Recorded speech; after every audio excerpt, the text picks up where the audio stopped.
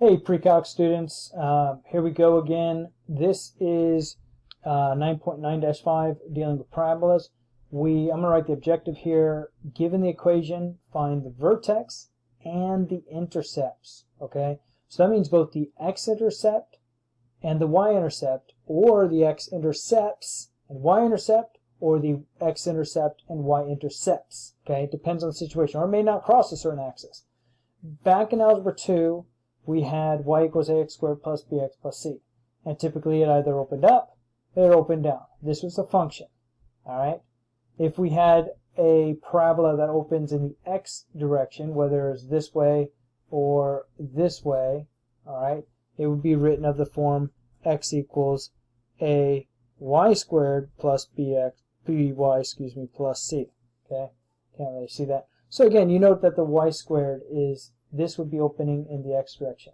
Alright, so let's go back to with our conic section. So say I was given this, okay, 3x minus y squared plus 6y plus 18 equals 0.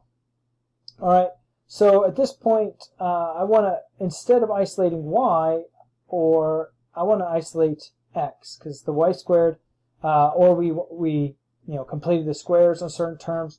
This time I don't want to do that. I want to isolate x. Okay, so at this point I'm going to pause here. Okay, so you could use the k formula and plug in h, or the h formula and plug in k. If you don't remember that, go back to your section in your Algebra 2 book and look up the quadratic functions. Okay, I'm going to go ahead and just use vertex form. All right, I like vertex form. It kind of models, goes with what we've been doing. It goes along with the conic sections in your calculator, so I kind of like it.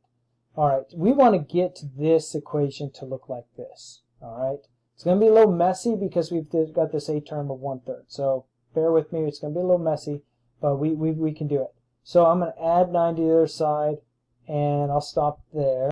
Okay, so adding 9 to the other side. That's all I did. Just kind of rearrange the variables. I want to get it to this term. Alright, now this is pretty nasty here with this 1/3. Okay, so I'm already setting everything up. I'm pre-setting everything up. I know I'm going to factor 1/3 out of this side, and then I'm going to multiply whatever that is. And on this side, I'm factoring out a 1/3, and then I'm going to add some quantity. But if it's equation, I've got to do the same thing to the other side. So I factored 1/3 out of this. This is where it gets a little messy. It's like, wait a second, I factored a 1/3 out of this. Well, that's easy. That's 1. But factoring out a 1/3 out of 2, how in the world can I do that? Some of you can already see that. They can see it right away. But if you can't, just set up I'm going to write that up here in a different, set up an equation up here. Think about like this and go, 1/3 times x equals 2. Okay? Because factoring is essentially division. You're pulling this out. And this is what you're doing. You're saying 1/3 multiplied by some number equals 2. So I'm pulling a 1/3 out, 1/3, and then going forwards, 1/3 multiplied by some number, and I can put the y in here, some number y, it's going to go in front of here. 1/3 multiplied by some number is -2. I took care of the negative there. Alright, so looking up here, I solve for x above, so x is 2 divided by 1/3, which is 6. Okay, so yay! Bad fraction, happy integer value. So I'm going to go ahead and put those in color here. So that's going to, whoops, that's not going to be, that's going to be 6. Okay, and so that's going to be 6 divided by, whoops, 6 divided by 2 squared is 9. Okay. What I do to one side, I do to the other. So I've got to put the 9 there. Okay, let me pause. Okay, so adding like terms, I get x plus 12, and then 1/3, and that's the whole point. We're completing the square here. Alright, so this isn't now in vertex form. All values are still written x comma y. So even though it opens in the x direction, the vertex is going to occur at -12. How do I know that? Remember, the trick was, think about values that would make this 0. So -12, and what value of y in here would make this 0? So +3. So the vertex occurs at negative 12, 3. What's the y-intercept? I don't know. I go back to my original. I go, wait a second. Usually the y-intercept is way back here on this end here. Not this time. Okay. But again, remember, what's the x-intercept? X-intercept is the value of x when y is 0.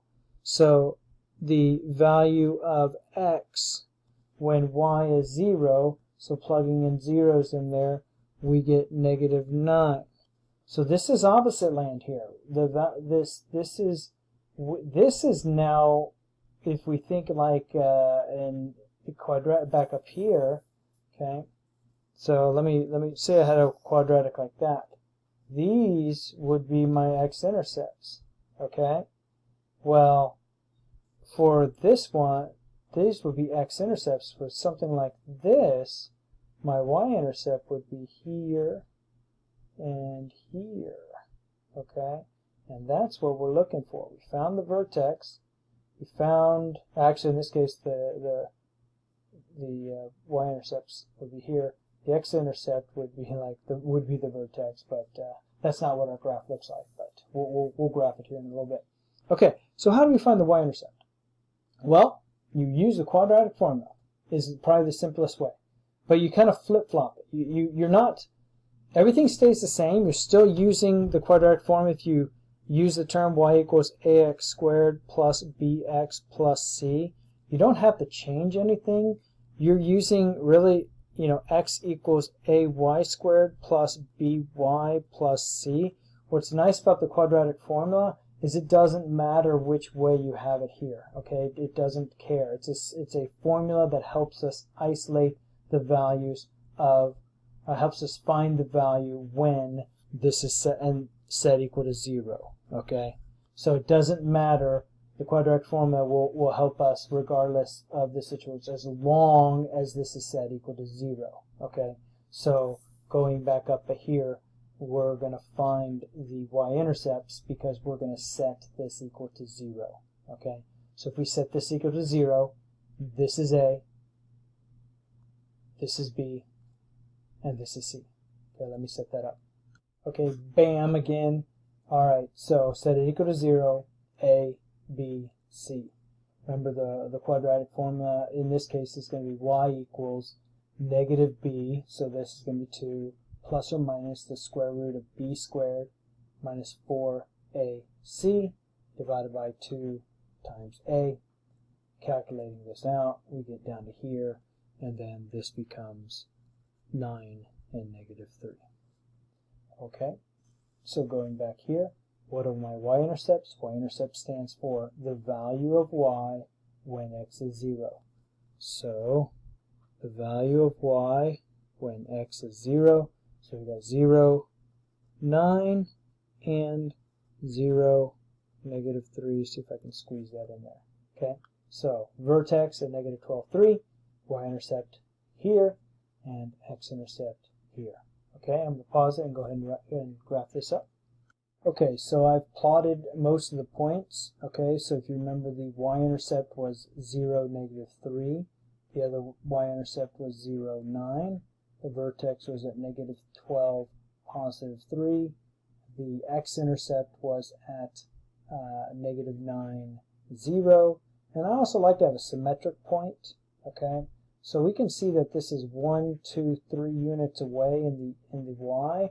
So a symmetric point would be 1, 2, 3 units away. So there's another nice point there. And then I want to make a smooth curve, and I got my graph.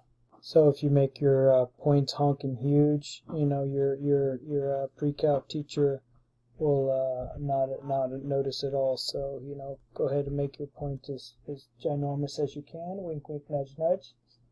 No, so there you go. You got your nice smooth curve. It's opening in the x direction. How do we know whether it goes this way or it goes this way? Well, we put in this case, I just put the information and made the data points work for me, and then see how did it fit. Because if that's the vertex and that's the y-intercepts, then obviously it has to open this direction. But how do we know? Is there a way that we can know? Okay, so we do know if a graph is looking like this, it looks like they're going towards the positive x values. Graph is opening like this, it looks like it's going towards the negative x values. Okay, you remember when we had a graph in the other direction, in the y-axis, we had something that was like this. Okay, it is opening in the positive y. So if you remember, that would be y equals ax squared plus bx, etc., where the a term was positive. Okay, so the same thing applies here with parabola. The coefficient that's in front of the squared term, if it's positive, it'll open in the positive x. If it's negative, it'll open in the negative x. So going all the way back to my original here, right here, okay, if this is positive, the coefficient on the y squared term, this will open in the positive x. If this term is negative, then this will open in the negative x. It'll be this way. Okay, so you already know the general direction. So that's pretty much concludes this. Everything is reverse. You did it in Algebra 2. I hope you had a lot of practice. I'm confident that you should be able to do it. Email, text, Zoom, however, if you need more practice. But this is how you could work. You could also use the H and K formulas. They're in your book for the K only, and the H are a little bit more complicated, but you could always plug the value in and solve the H value. I'm a huge fan of this. The reason because it builds on what we've just been doing. We're not setting equal to 1 or anything like we were with ellipses and hyperbolas, but we are getting this into vertex form. One last thing, vertex form for opening in for a parabola that opens in the y direction is going to be y. Let me pause. Okay, so this is the equation if you open in the y direction. Y minus k equals a multiplied by the quantity x minus h squared. So the vertex is always h comma k. Vertex is always h comma k regardless of which direction you're opening in. The formula is just slightly different. So again, ask email if you got any questions, but that's all I got. So God bless and have a great day. All right.